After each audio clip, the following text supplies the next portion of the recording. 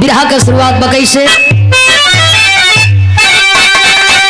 व्योम बिथिका में उद्घोष करी के सदा वीर विजयी पताखा उड़ाते रहे। आज पर जान देना गवन राजिन है, शान सम्मान हरदम बचाते रहे। राजा रावण प्रतापी था पंडित महा, विश्व भर में कोई जिसका सानी नहीं। अरे जिंदगानी जवानी वृथा बाहुबल, जब जमाने में रह जाए पानी नहीं।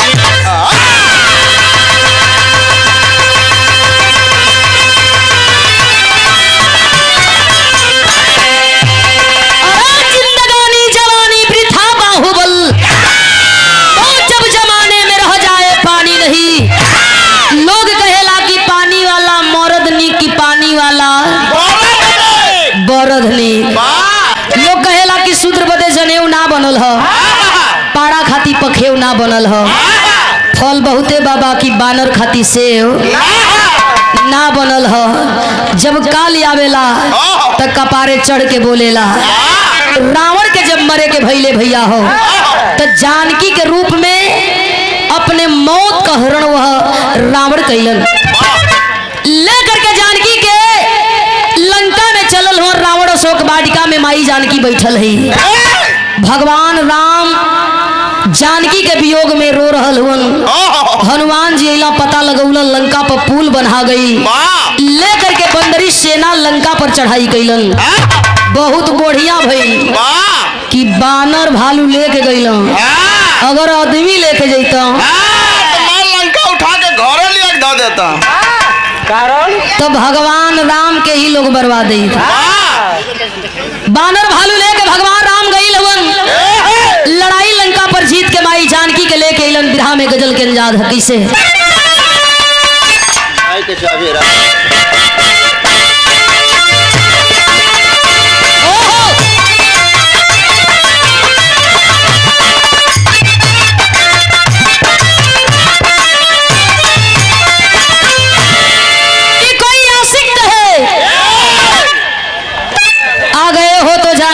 ना करो, जा रहे हो तो आने का वादा करो। लेकिन ऐसा होत कहाँ बा। गल तो फिर लौटल कहाँ लौटल। वो आशिक कहता का कहले बा। अरे इतने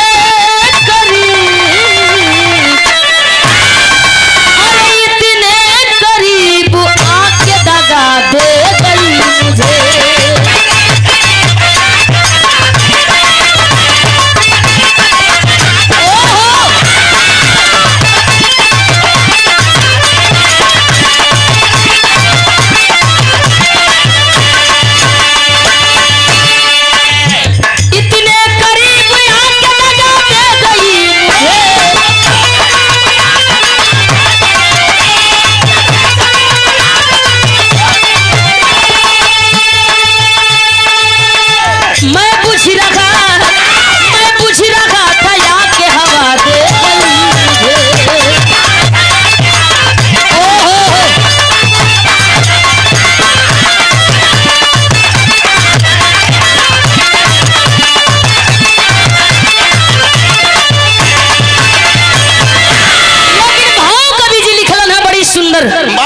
लंका पर रावण के मार के गिरा दिहलन।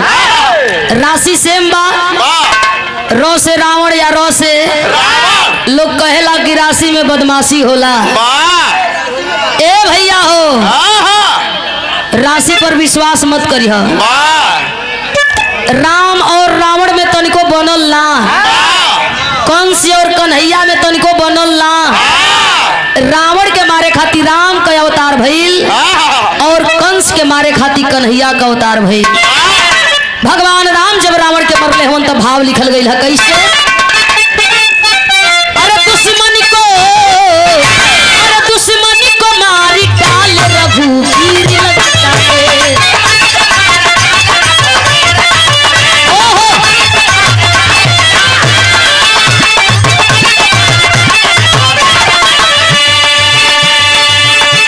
दुश्मन को मारी डाल रघुवीर लगता है।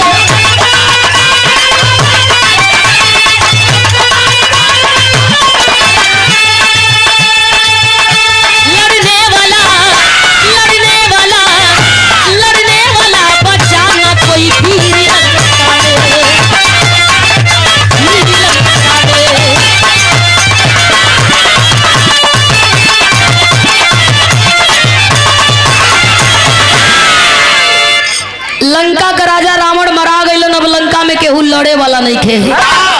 कहल जला 1 लाख बेटा 1.25 लाख नाती, अत्ता रावण घर दिया न बाती। जब रावण मरा गईलन लेके राम जानकी के अयोध्या वापस अलन ह।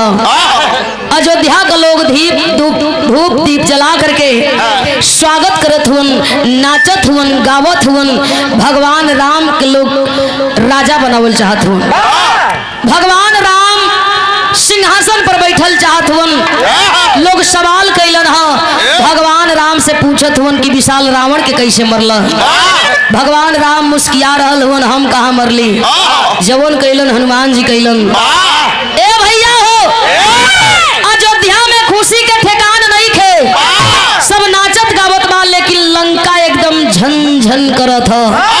अब लंका में केहू ऐसा नहीं खे जे लंका का शानो सम्मान बचावे।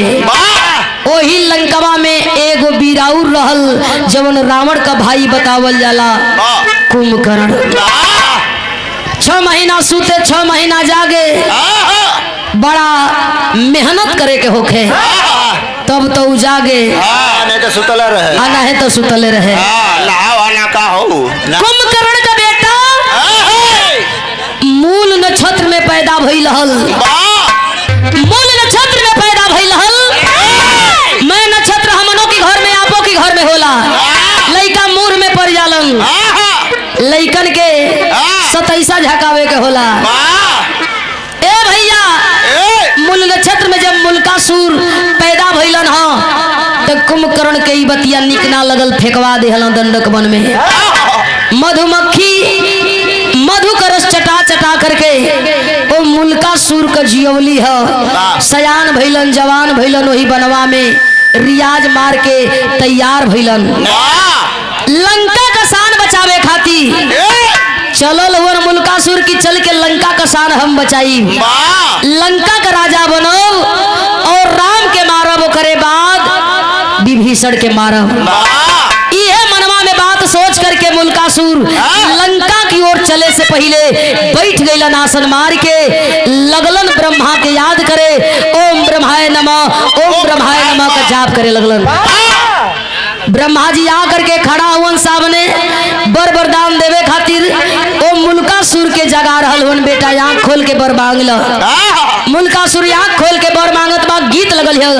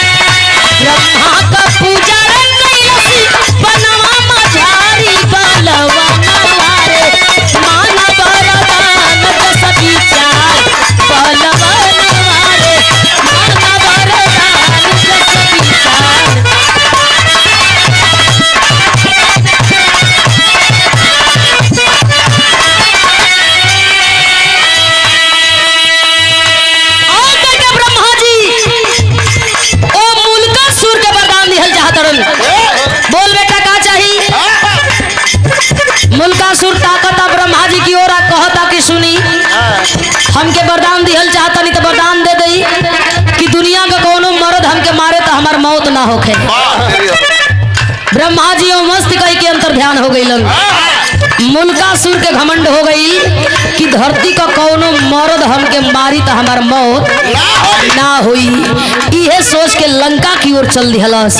लिखल गई, कवनो पुरुष नाही करे मोर संधारी बलवाना रे।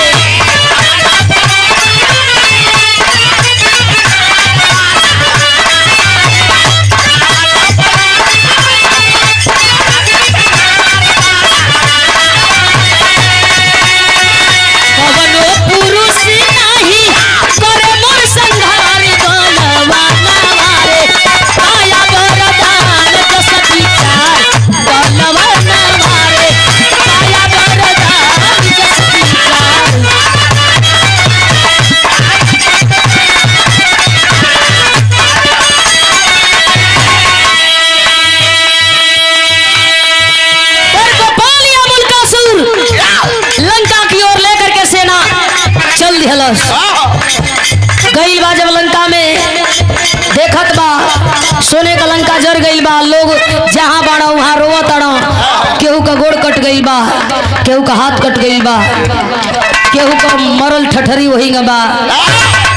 मुल्कासुर गुस्सा में लाल हो गई, विभीषण के लगल ललकारे, घर का भेदी लंका ढाहे, सबसे बड़ा कोई दुश्मन हो तो हमार चाचा हो। पहले ये के मारब, ओकरी बाद राम के मारब, बाप का बदला ले, चाचा का बदला ले, लंका का राजा बना, पूरा लंका के लंका बनाई। यह मन में सपना लेकर के मुल्कासुर विभीषण के मारे के चहेट लेलन। बिरहा में टेरी के भाव हो।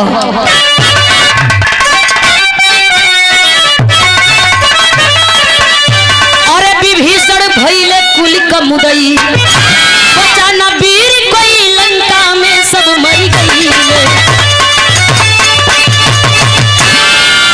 बचाना वीर कोई लंका में सब मर गईले। विभीषण भइले कुल के मुदई, विभीषण की वजह से संबर आ गई, तब विभीषण का जिए का अधिकार ना हो। मारे बदे जब मुल्कासुर विभीषण के चलल हो, तो जब अपनी जान पर आवेला तो लोग चाहेला कि हमार जान न जाए। दूसरे के मारे के होला तो लोग बिना मरौत मारेलन। इंसान जरूर होलन लेकिन इंसानियत मर जाले। आज जब अपनी पर परेला है भैया, तो मनैया भूसो में 4 घंटा बैठ जालन, न गर्मी होला न पसीना होला। लाइट रिंगे के टंकी में हिला देवो तो 22 घंटा रह जाई। खूब हवा छोड़ी है, उनके अपने जान का परवाह हो। लेकिन दूसरे के जब मारे के रही तब मोछ ऐठिया कहीं कि 1 मिनट लगी चुटकी बजा के मारब। जब मुल्कासुर मारे बदे चलल हो, तब विभीषण अपन जान लेके भागल हुवन। गीत लगल है।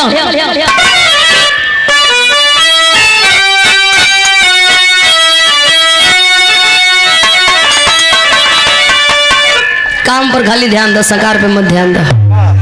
बाकी इन लोग उनके पैसा मल्ला भाई लोग आवेला कहाँ सरकार बोलत।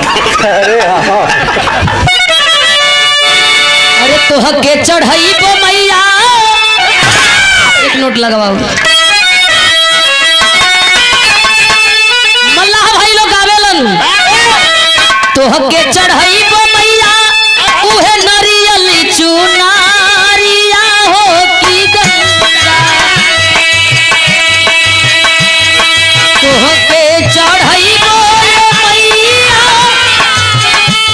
नारियल चुनारिया हो की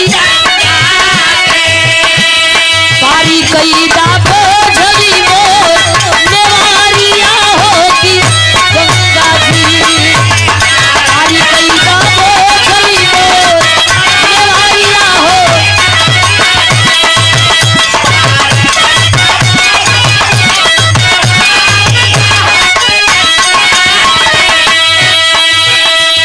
घेरा में घेराई हो गई लंका सिंहासनवा हो, भवनवा तज के भागेला विभीषण लेके जानवा हो, भवनवा तज के।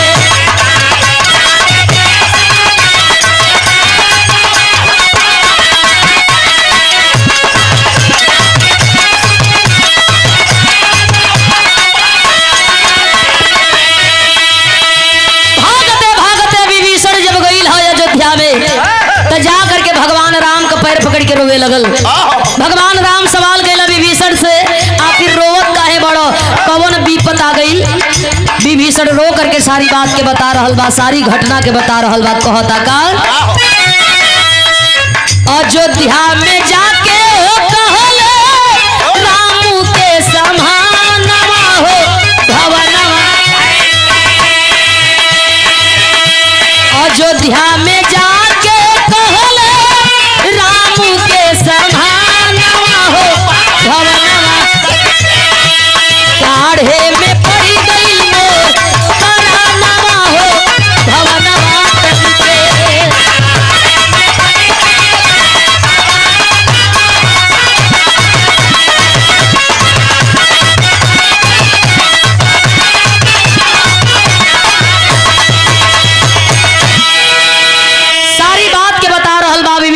भैया जीवन जान हमार दोनों संकट में हो गई।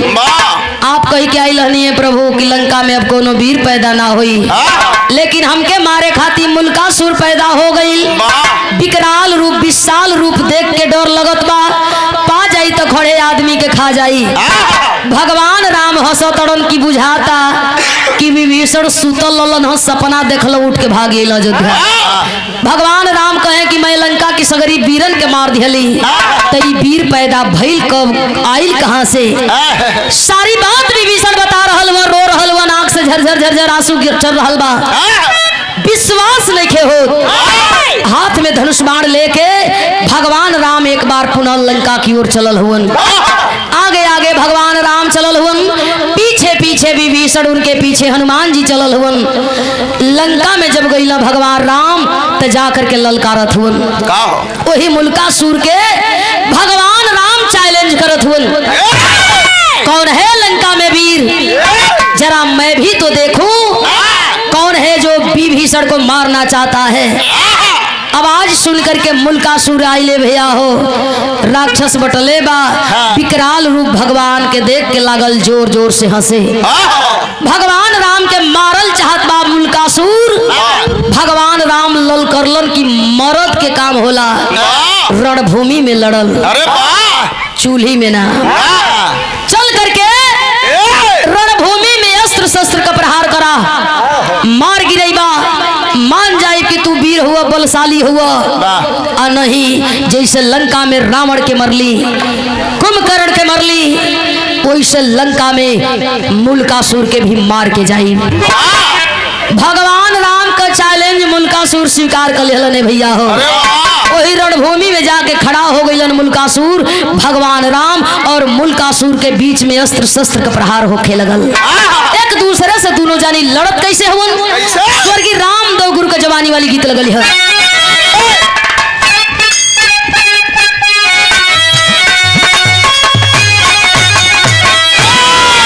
अरे बारी उमर कमर लचकनिया, बारी उमर कमर लचकनिया, बारी उमर कमर लचकनिया, गोरिया पीछे निहुर के गोरिया, गोरी के झूले झूलनिया,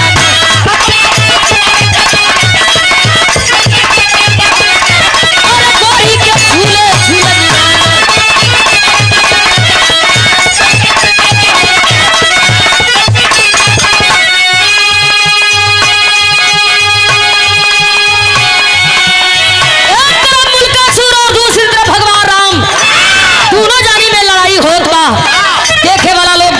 भैया हो लड़त लड़त आखिरकार मुल्कासुर भगवान राम की ओर चले लगल। सोच रहल बा कि इनके का धनुष बाण से मारी, इनके का तलवार से मारी, इनके का भाला से मारी। एक बार इनके पकड़ के ये गर्दना यही ठेंगुना पर लगा के बीचों में से तूर गई। मुल्कासुर गइल जो भी भगवान राम के धइल चाहत बा, अतोले भगवान राम भगल हुवन। कैसे? रघुपति कई के पारी ना पाले, रघुपति कई के सुबला राइया हो मुरैया, नास कैला सब मैया, सुबला राइया हो, अरे नास कैला सब मैया।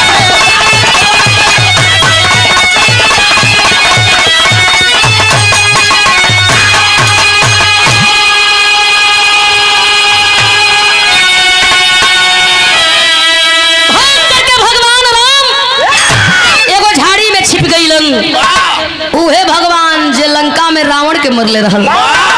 मुल्कासुर जब गइल जाके धइल चाहता, ये घघेला ध के यही पटक के तोड़ दई। भगवान राम धनुष बाण फेंक दिहलन। फेंक करके भगवान राम भाग के गइल हुन, एगो झाड़ी में छिपल हुन। सांस नीचे का नीचे, ऊपर के ऊपर टंगाइल हो। याद कैल ब्रह्मा जी के भगवान राम, ब्रह्मा जी आ गइलन। और जब ब्रह्मा जी आइल हुन तो भाव लिखल गई,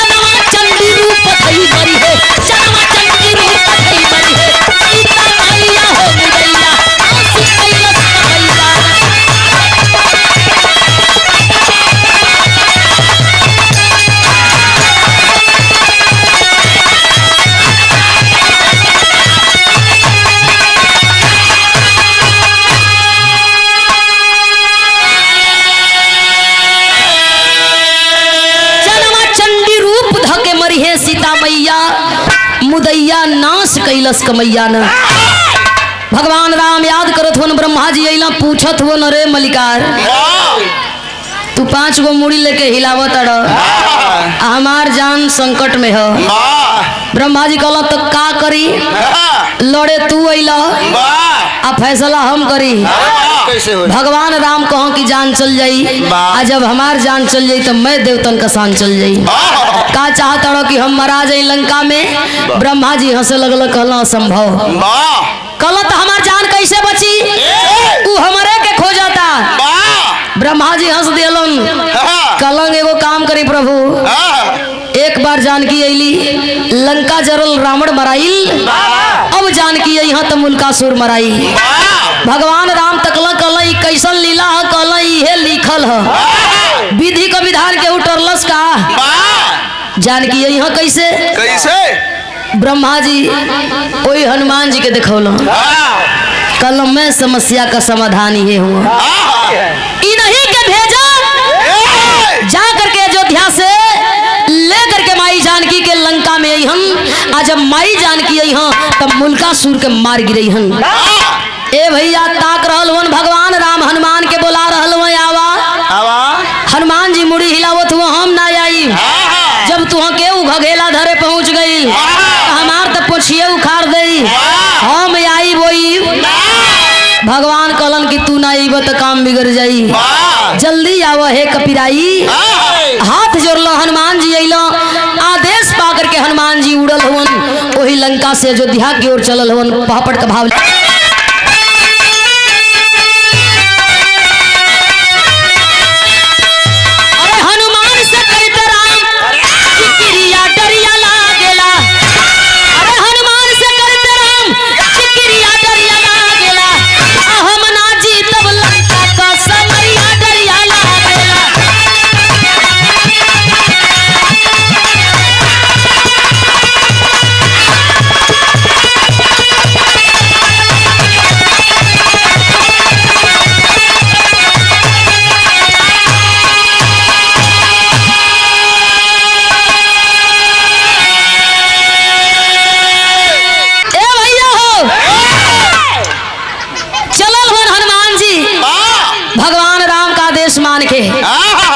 हाथ जोड़लो हाँ भगवान राम कहो तरन सब दिन बाह पूजा वाला हनुमत अजुओ बाह पूजावा हो और जाके अयोध्या से सीता जी के लंका लियावा हो और आगे आदेश चले कपीपल करिया डरिया लागेला सीता जी से कहले धई परिया डरिया लागेला।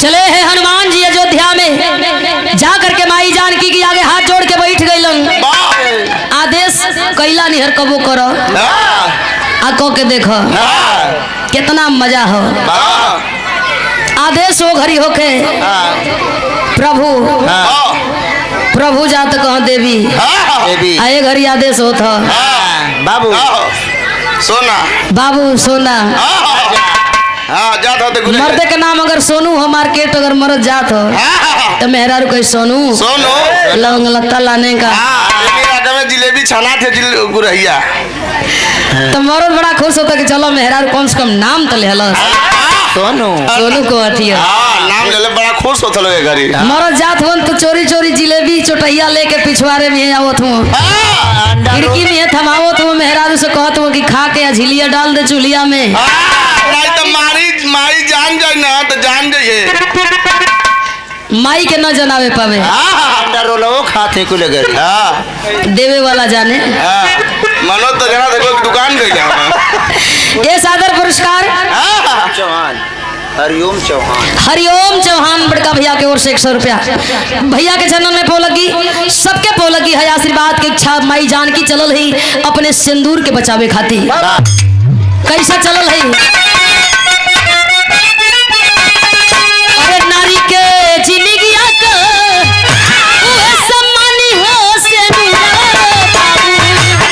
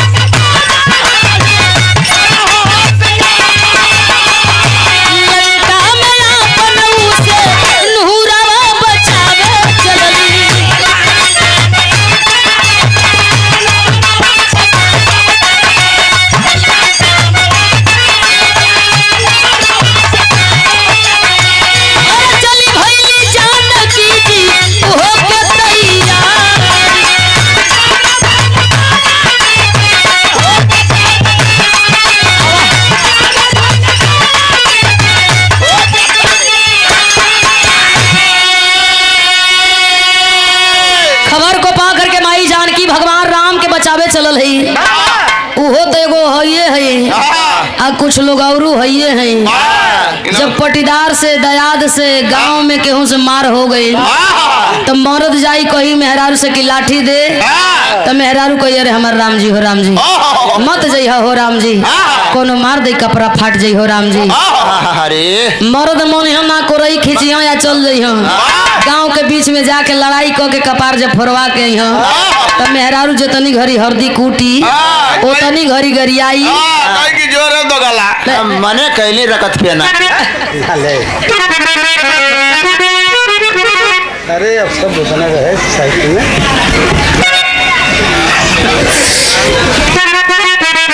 मेहरारू कही कि मना कोई नहीं दो गला मानल ना मनोज करादी हो गए कहे कि मना कैली लेकिन मनलन। ओह आ माई कही कि अरे हमार लाल हो लाल अरे कई साल का खियावल निकाल देहला से हो लाल।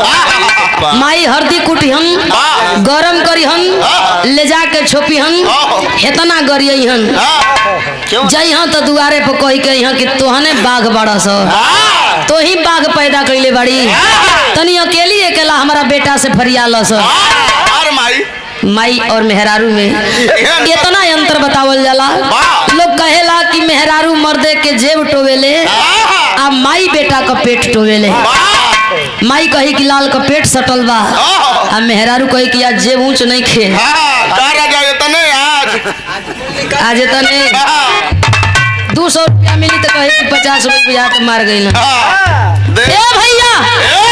माई जानकी गईली अयोध्या में जब भगवान राम के ना देखली बेचैन हो गईली सोच रहल बाड़ी कि आवे में लागता कि देरी हो गई मुल्कासुर भगवान के मार के खा गई। गुस्सा में लाल माई जानकी ललकार रहल बाड़ी मुल्कासुर आइल हो देख के माई जानकी के लगल हंसे मरद रणभूमि छोड़ के भाग गईलन आई मेहरारू लड़े आ गई गईल जाके मुल्कासुर माई जानकी के आगे पीछे लगल घोरियावे माई जानकी से कहे अरे रानी फूल से कोमल शरीर तू रानी बन जा पट रानी बन जा बड़ा सुख दूंगा रानी।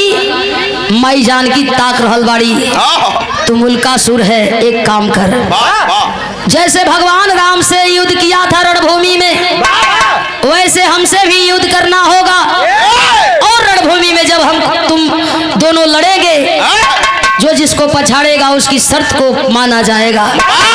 मुल्कासुर तैयार हो गई कि जब मरद भाग गई कही मेहरारू हमार का बिगाड़ी लड़े खातिर गई हाथ में अस्त्र शस्त्र लेके प्रहार करे लगल।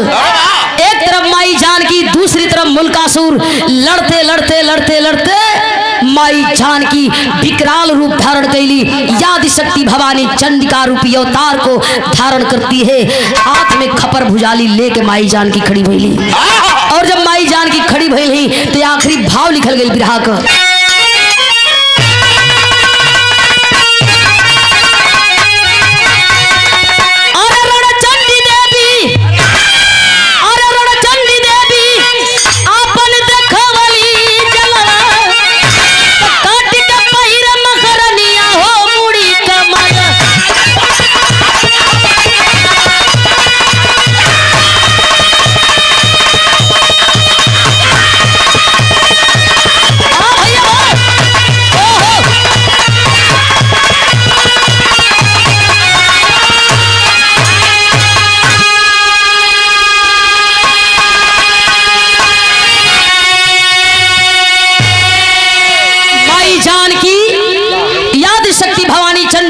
अवतार को धारण करती है।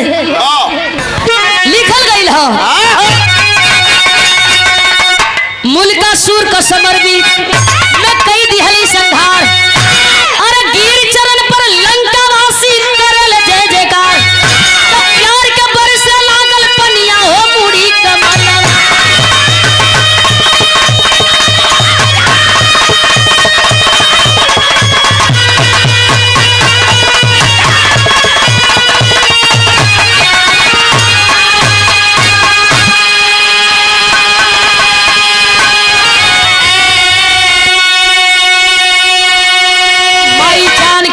मुल्कासुर के रणभूमि में मार के गिरा दिहली। रणभूमि में जब मुल्कासुर गिरल ह जतनी राक्षस गर्दन के काट रहल बाड़ी, याद शक्ति भवानी चंडिका रूपी अवतार विकराल रूप जब ध लेहली ह त केहू के चिन्हत उन्ह एक ही रट लगा रहल बाड़ी, मुझे खून दो, मुझे मुंड माला दो, मुझे खून दो, मुझे मुंड माला दो। भागल ब्रह्मा जी अइला की देखा तानी की एगो की चलते हजार मरई हन। गइलो भगवान राम के आगे हाथ जोड़ल कहला हे प्रभु अब हेजा लुकैले से काम ना चली, चलो उनके देवी के शांत करावा। भगवान राम उठ के अइलन, जब माई जानकी का विकराल रूप देखलन ह तो देहिया कांप गई। जाके आगे खड़ा भइला, हाथ जोड़ लेहलन, शांत हो जा देवी। शांत भइली हम आई जानकी, जब देख रहल बाड़ी प्रभु श्री राम के चेहरा पर खुशी हो, कलाई पकड़ली लेके अयोध्या की ओर चलल चाहत बाड़ी। भागल विभीषण आइल माई, ई त कही के गइला कि लंका में कोनो वीर ना पैदा होई त ई आ गइल, अब तू कुछ कही दो। माई जानकी तिलक कैली ह, वरदान देली विभीषण के लंका में कोनो वीर पैदा ना होई जौन विभीषण के जान से मारी। विभीषण का अंत नहीं खे। वरदान के पा करके विभीषण बड़ा खुश भइलन, लंका में जीवन जिए लगलन। माई जानकी वापसी अयोध्या की ओर अइली ह। भाव है आखिरी, विभीषण को निडर राज देकर सीता महारानी, राम के साथ सेना समेत और चली अवध रजधानी। ज्ञानी कही गइले का कनिया हो मुड़ी कमल।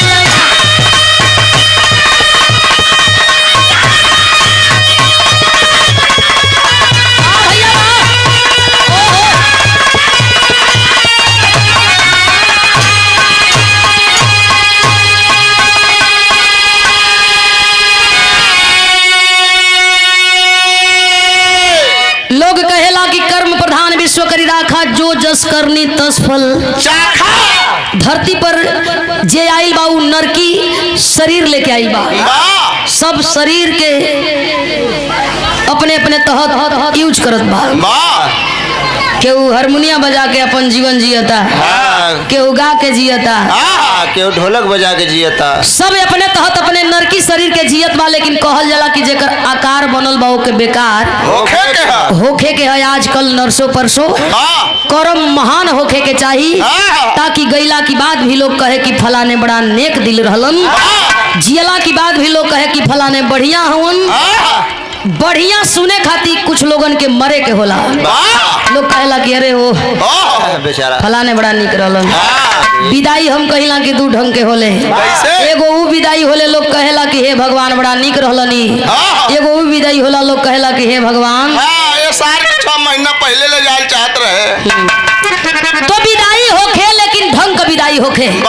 चाहे केहू होखे कर्म प्रधान विश्व करी राखा, जस करनी 10 फल चाखा। 10 फल चाखा। हम होए प्रमोद होखे, चाहे मास्टर होखे, चाहे मनोज होखे, कर्म अच्छा करी जा।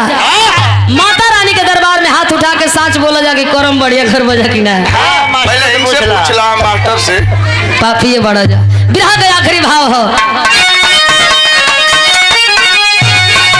गुरु गणेश, गुरु बिहारी, गुरु गणेश, गुरु राम।